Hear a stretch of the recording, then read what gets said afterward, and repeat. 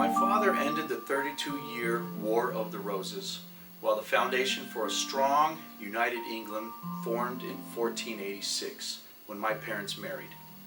My mother, Elizabeth of York, the daughter of King Edward IV and niece of King Richard III, was heir of the White Roses, and my father, the Red Rose, claimed his place in history when he defeated Richard III. That marked the beginning of our Tudor dynasty. The political union between the two Roses also marked the beginning of a great love story. My handsome, intelligent father rescued my mother from her evil uncle who brutally killed her two young brothers. Oh, isn't that beautiful? Many said that my mother married my father to protect her family. If that was her intention, she may have been very disappointed, as my father also viewed her family as a threat to her crown. And one by one, he chopped their heads off. Although history viewed me as much more lenient to my York cousins, I continued the unfinished mowing, and then my son Edward took over that job.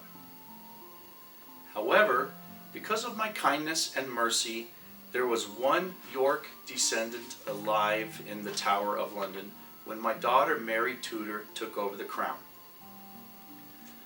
Although my mother was not the main attraction when my father proposed, my father gradually fell in love with his wife. My mother was a wonderful wife and mother. She had 8 children with my father: Prince Arthur, myself, my 2 younger brothers who died as infants, and 4 princesses, although only 2 of them survived. Life was quite different for royal princes and princesses. The eldest son, like my brother Arthur, was viewed as a hope for the nation. He was educated to be the king and live in his own castle, while I was allowed to be close to my mother and sisters. But after Arthur's death at age 17, the hope for House of Tudor landed on my shoulders, even when I was only 12 years old. My older sister, the 15-year-old Princess Margaret, was betrothed to James IV of Scotland when the two countries signed the Treaty of Perpetual Peace. And years later, my younger sister, Mary Tudor, married the French King Louis XII, 30 years her senior. Princesses were political assets. They had no free will to marry the man of their choice. Although King James was famous for having 4 mistresses and 5 illegitimate children before their marriage, my parents couldn't resist the thought of their grandson sitting on the Scottish throne. So in 1503, Margaret became Queen of Scots. In 7 years, she had 4 sons and 2 daughters, although only King James V survived. Despite a 16-year difference, Margaret and James seemed to be quite happy. That is, until my brother-in-law decided to take sides with France and fight against me. He died in the Battle of Flodden in 1513, leaving my sister, his infant son, and a baby on the way. I don't know how Margaret felt when her brother killed her, but I have to give Margaret credit for working with the Scottish nobles and keep things in control.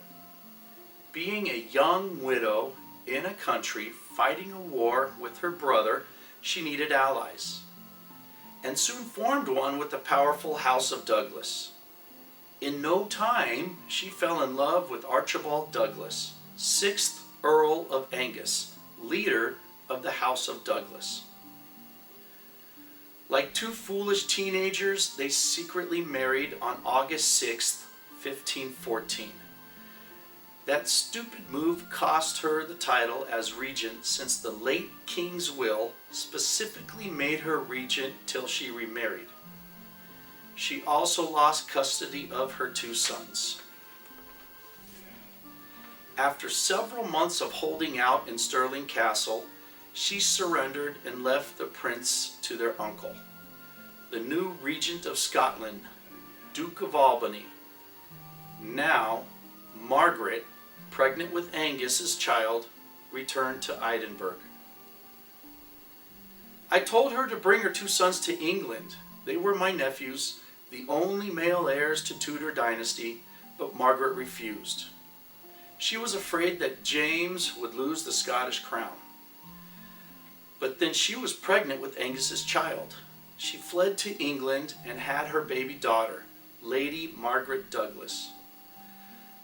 But her joy of having a daughter soon turned to grief when she learned her infant son, Duke of Ross, just died.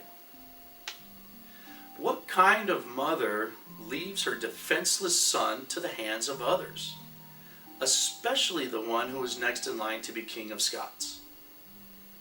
However, I took care of both my sister and her newborn baby, and I even welcomed and formed a family relationship with my brother-in-law, Earl of Angus, who was really a terrible choice. He left his wife and daughter and returned back to Scotland when the Scottish Council threatened to confiscate his estate. When poor Margaret got approval to go back to Scotland, she found the husband she sacrificed everything for had been living off of her money with a lover.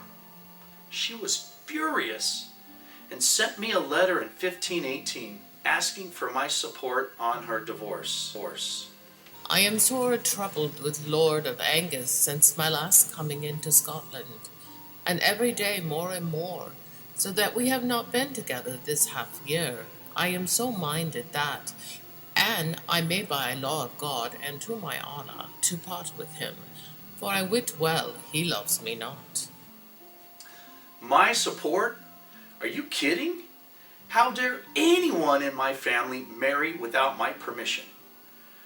Of course, at that time, I did not realize how useful divorce could be when trying to get rid of an unwanted spouse. I told her no, but she did it anyway. One thing most people did not know was how much Margaret and I were alike. Way before I cut my second wife's head off in 1536, she ordered the firing of a cannon at her husband, Lord of Angus, in 1525, who I sent back to Scotland so they could work out their marital problems.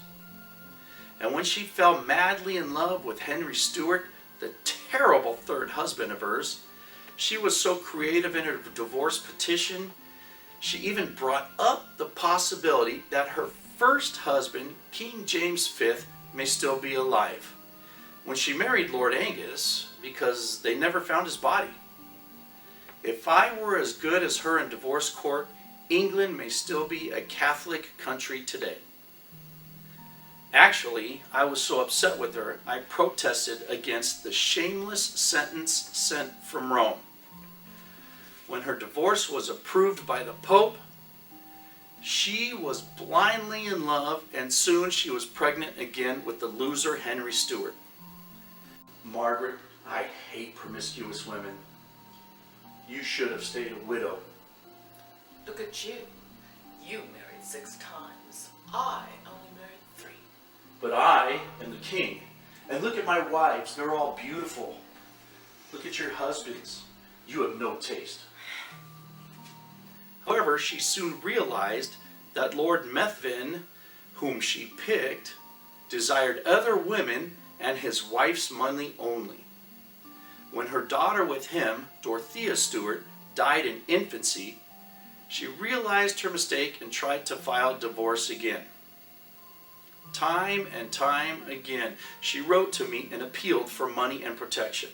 Of course, I sent neither.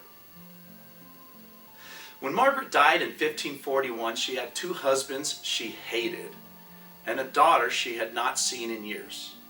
However, her granddaughter, Mary Stuart, Queen of Scots, was born the following year. And her daughter, Margaret Douglas, gave birth to her first grandson, Henry Stuart, 4 years after Margaret's passing. 25 years later, Queen Mary Stuart married her cousin Henry Stuart.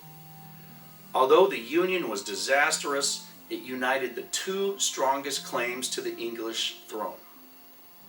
62 years after Margaret's death, her great-grandson James VI of Scotland became King of England after my daughter, Queen Elizabeth's death. Margaret, your blood has since run through every English royalty till today. I am Henry VIII, I am Henry VIII, I am.